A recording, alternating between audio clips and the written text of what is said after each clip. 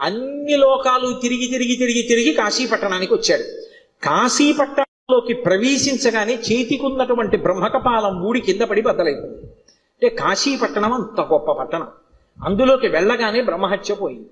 అప్పుడు ఆ లోపలికి వెళ్ళిన తర్వాత శంకరుడు బయలుదేరి వచ్చి ఈ కాశీపట్టణానికి అంతటికీ నిన్ను అధిపతిగా అభిషేకం చేస్తున్నానని కాలభైరవుణ్ణి కాశీపట్టణానికి పట్టాభిషిక్తుణ్ణి చేశాడు సంరక్షకుడుగా. ఆధిపత్యంబు పొందే కామారి చేత అంత అద్భుత రూపాన్ని పొందాడు.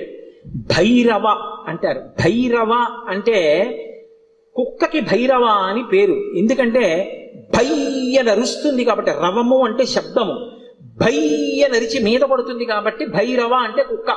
భైరవుడు వచ్చాడంటారు.